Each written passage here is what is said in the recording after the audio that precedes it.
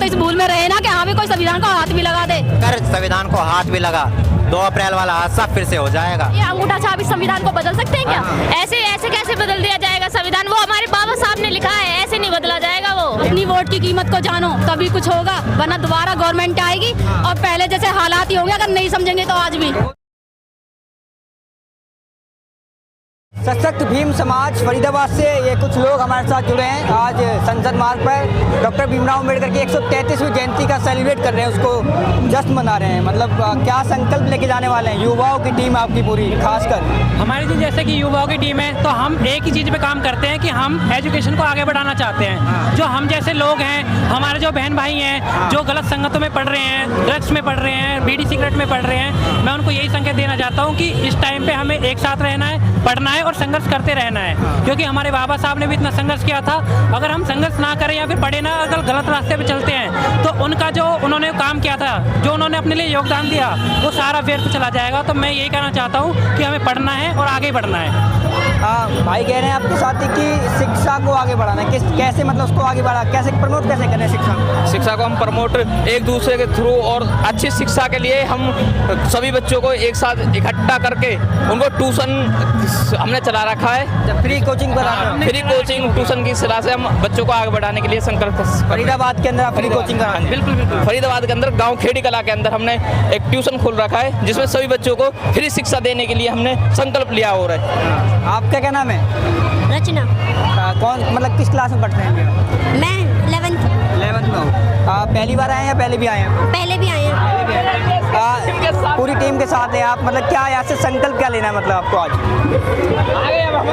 हमें संघर्ष करना चाहिए, पढ़ना चाहिए। जैसे बाबा साहब ने संघर्ष किया था हमारे लिए, हमें भी संघर्ष करना चाहिए। हमें भी खुद तो पढ़ना चाहिए, अपने साथ के जो छोटे बच्चे उनको भी बढ़ाना चाहिए। जैसे बाबा साहब ने हमारे लिए संघर्ष किया था, तो वो अकेले थे तो इतना सब कुछ कर गए। और हम तो इतने सारे लोग हैं, तो हमारा मोटिव ये है कि हम सबको अपने साथ जोड़ें और बाबा साहब का जो सपना रह गया था उसको पूरा करेंगे। 14 अप्रैल के साथ साथ 9वीं का मतलब दिन भी आने वाले हैं और व्रत रखती है बहुत महिलाएं बहुजन समाज की। क्या कहेंगे आप? क्या कहेंगे लोगों को? समझाएंगे कैसे? आप लोग समझा रहे हैं ना, शिक्षित कर रहे हैं महिलाओं को, बच्चों को, लोगों को, कैसे उनको कैसे समझाएंगे? मैं बस यही कहना चाहूंगी कि उससे हमारा भविष्य नहीं बनेगा। कोई भी किसी भी तरह का व्रत रखने से हमारा भविष्य नहीं बनेगा। हमारा भविष्य बनेगा पढ़ने से, अपने बच्चों को आगे बढ़ाने से, एकजुट होने से। लोग कहते हैं कि माता रानी है, भगवान है, आप कह रहे हैं उनसे कुछ नहीं होने वाला? कोई माता रानी नहीं है, कोई कुछ नहीं है, सब अंधविश्वास है। माता रानी होती तो हम कुछ करे ही ना। हम देखे माता रानी क्या कर जाए हमारे लिए।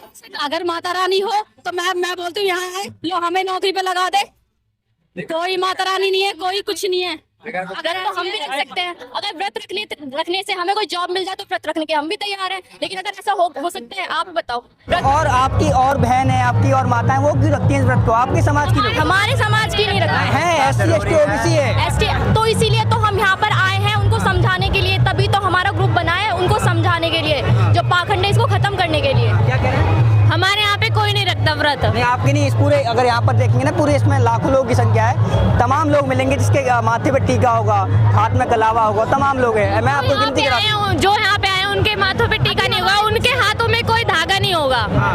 वो भगवान, वो हमारे लिए ये भगवान है। बाबा साहब भगवान है, वो माता रानी भगवान नहीं है, क्योंकि इन्होंने हमें अधिकार दिलाया है। बाबा साहब के लिए भगवान है, बाबा साहब हमारे लिए भगवान है। हमारी माता रानी कोई भगवान नहीं है हमारे लिए। उन्होंने बाबा साहब को भी भाई जिन्होंने हम यहाँ ला के खड़े कर दिए है ना, वो हमारे लिए भगवान से कम ना। हमारे तो मैसेज में साफ दिख जाना चाहिए SPS संघर्ष, संगठित और शिक्षा। ये चीज़ हमारे लिए महत्व रखती है और कुछ महत्व नहीं रखता है। ये बताइए, कह रहे हो देवी देवता के लिए कह रहे हो, हमसे कोई मतलब नहीं है। क्योंकि जो हमारा इतिहास है ना, हमारा इतिहास इतना गड़बड़ है, हमारा इतिहास इतना खराब हो चुका था।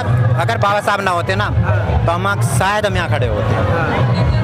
अगर हमारे पानी पीने के लिए जो संघर्ष किया है ना, वो बाबा साहब ने किया, ना कि और किसी और ने किया है। ये बताइए कि आपकी पूरी युवाओं की टीम है, संविधान पर खतरा मंडरा रहा है, लोग कह रहे हैं, बहुजन समाज के कह रहे हैं, तो उसको कैसे बचाएंगे? आपकी युवा टीम जो, उसको कैसे बचाएगी? भाइयों मैं कह रहा हूँ अभी भी इस चीज़ को छोड़ो। अगर जागरूक होना है तो भाई पहले संविधान को पढ़ो, अपनी शक्तियों को देखो कि तुम्हारे हाथ में क्या है, तुम्हारे अधिकारों को छीना कैसे जा रहा है। अगर आप संविधान को पढ़ोगे तो आप आने वाले कल को अच्छे से बना सकते हो। नहीं तो कीमत को जानो, अपनी वोट की कीमत को जानो, तभी कुछ होगा, वरना दोबारा गवर्नमेंट आएगी और पहले जैसे हालात ही होंगे अगर नहीं समझेंगे तो आज भी। वो तो कह रहे हैं ना 400 पार आने वाले हैं और संविधान को बदलेंगे, फिर मंत्री कह रहे हैं ऐसे। तभी ऐसे संविधान नहीं बदला जाएगा, ऐसे ऐसे कैसे बदल दिया जाएगा संविधान? वो हमारे बाबा साहब ने लिखा है, ऐसे नहीं बदला जाएगा। वो कह रहे हैं बीजेपी के मंत्री की 400 पार 2024 में और संविधान को बदल सकते हैं। कितने पढ़े लिखे थे, उन्होंने तभी संविधान लिखा था। ये अंगूठा छाप इस संविधान को बदल सकते हैं क्या? अगर संविधान बदला गया तो 2 अप्रैल वाला हादसा फिर दोबारा से होगा। अभी 2 साल पहले 2 अप्रैल को SC ST OBC वो जो लागू कर रहे थे वो हटा रहे थे, उस पर इतनी भीड़ इकट्ठी हो गई, तो अब ये संविधान को बदल देंगे, पूरा देश जाम हो जाएगा।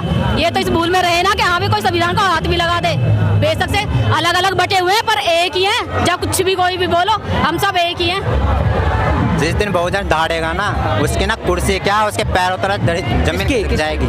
जिसके भी जो भी संविधान को बदलने की कोशिश कर रहे हैं, जो कह रहे हैं कि हम संविधान को बदल देंगे, आप कर वो याद रखना, अगर संविधान को हाथ भी लगा 2 अप्रैल वाला हादसा फिर से हो जाएगा। वो तो उनको तो फेस नहीं मिला था, उसमें तो कोई फेस नहीं आया था कि सामने कौन आएगा, पर अब की बार देखना फेस ही आएगा, किसी का भी आए पर फेस जो आएगा ना वो समाज का ही आएगा, बहुजन का आएगा, हम दलितों का आएगा, जितने भी शूद्र है, जो शूद्र को हमको आप अपने आप को बोलते ना शूद्र है, भाई हम शूद्र नहीं है, हमने भी वो शिक्षा का दूध पिया है, जो अगर हमने पी लेना तो हम धार के दिखा देंगे।